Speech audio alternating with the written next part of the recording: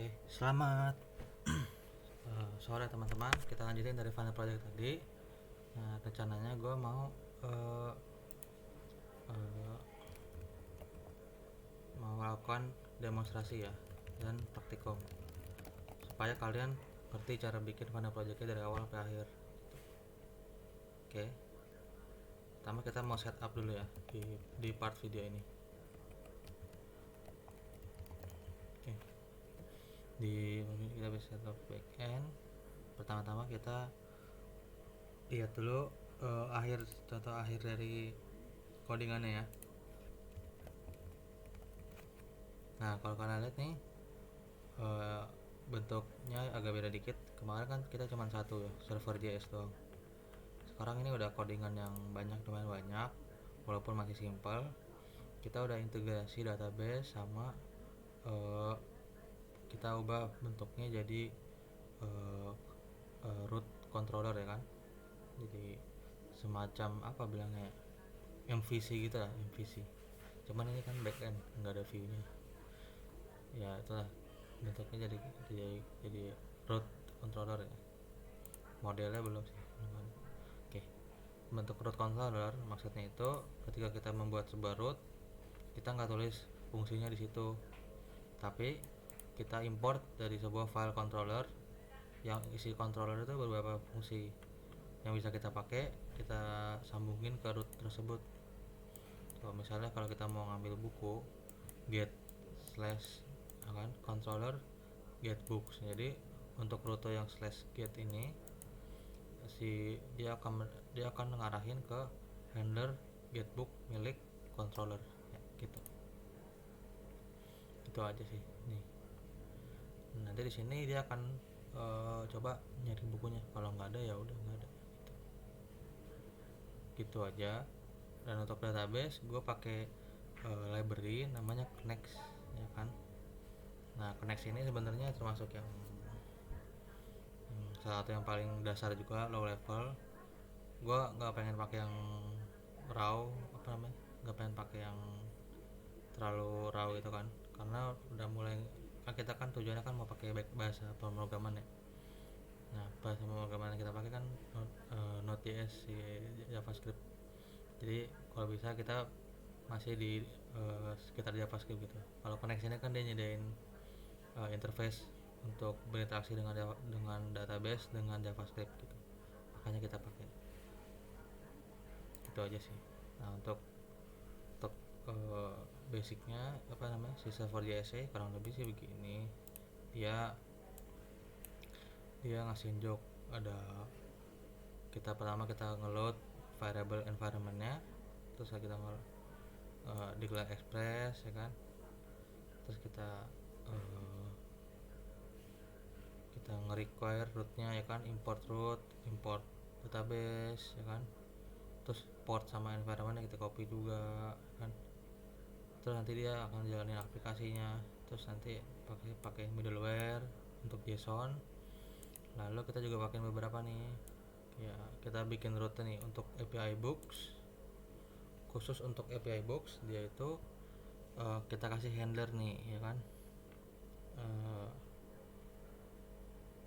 Kita kasih handler si router yang kita buat di situ. Kalau kita klik ini nanti tadi muncul nih. Tuh.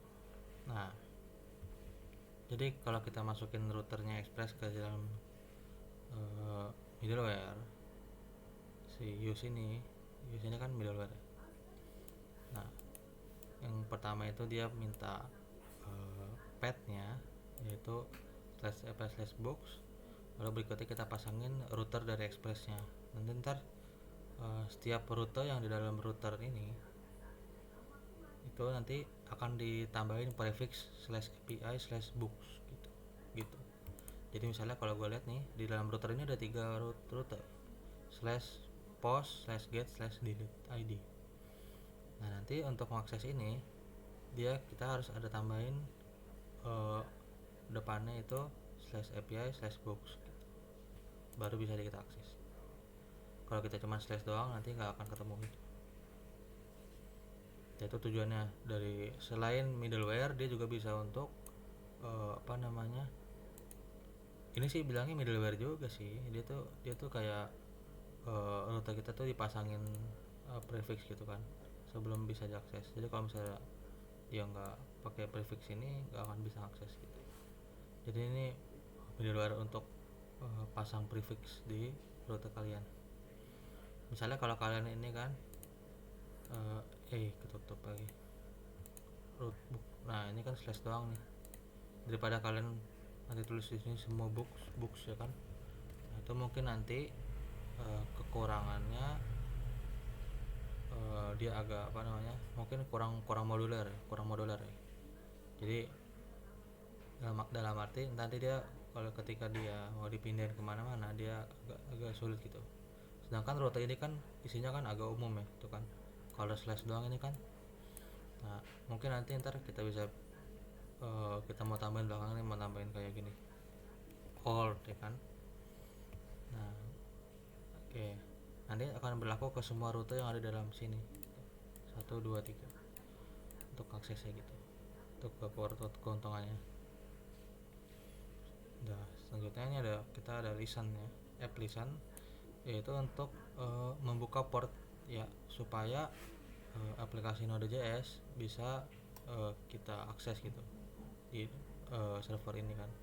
Yang namanya server kan harus membuka sebuah port ya untuk dapat kita komunikasiin.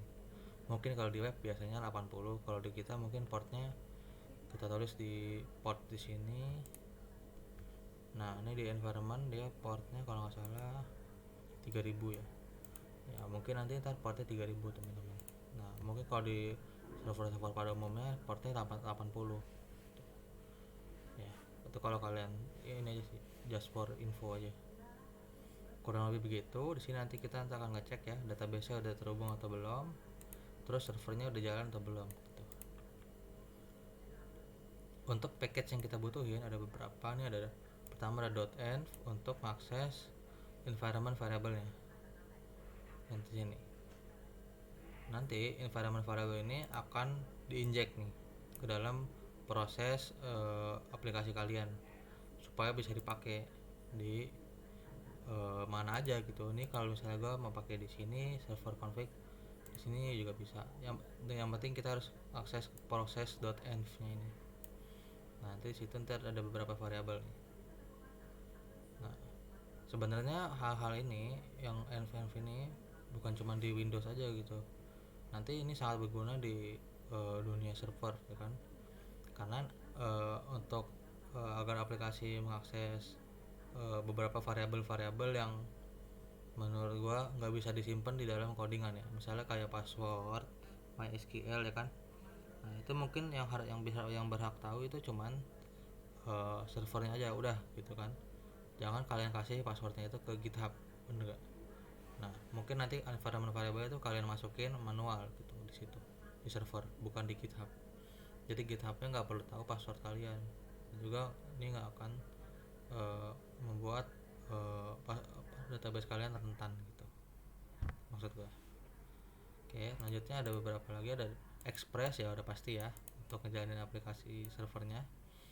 Ada Next itu untuk database, untuk akses database dalam dengan menggunakan Node.js. Lalu terakhirnya ada MySQL 2, yaitu sebuah driver ya yang dipakai untuk sama Next. Jadi kan database yang kita pakai nanti kan MySQL ya, makanya kita pakai MySQL drivernya, MySQL 2 nya.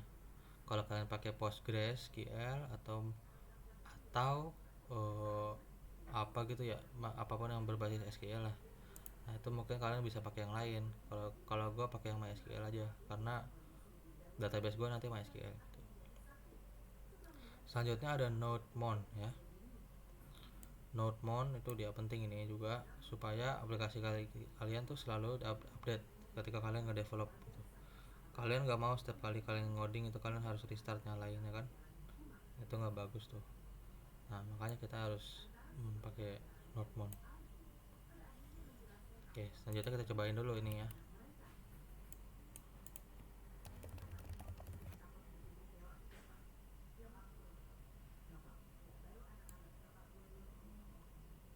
Oke, ini udah jalan nih NodeMonnya.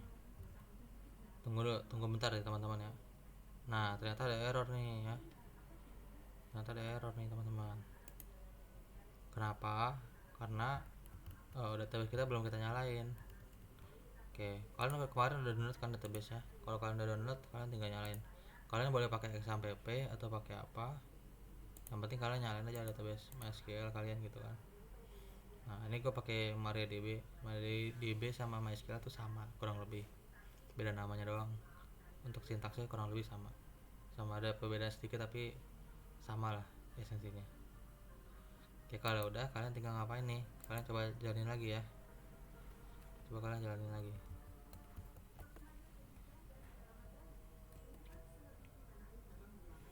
Kalau saya work ya udah. Ini kalau udah berhasil kita udah pasang kan Soxy, dia akan nyala di port 3000. Oke, kalau gitu gue coba untuk rutenya ya. Pertama ini getbook ya, gue coba dulu. Oke, ini sebenarnya di database gue udah ada beberapa buku, 2 buku yang gue masukin gitu. Itu aja sih. Terus ada juga delete book. Oke, delete book itu yang dipakai untuk menghapus buku berdasarkan ID. Nah ini ID-nya kita taruh di belakang ini kan, sesuai rute Node Express-nya. Lalu ada juga create book, yaitu dia bentuknya post, dia nerima data JSON. Nah berisi 3 ini, name, author, location. Nah itu mungkin kalau ada siapa gitu ya, nama-namanya terserah, nama-nama bukunya.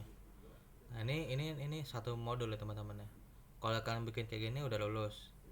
Nah ada beberapa yang kurang, tapi ada yang kurang yaitu kalian harus tambahin juga dokumentasi ya, sama kalian uh, di di upload di GitHub gitu. Dah, itu aja.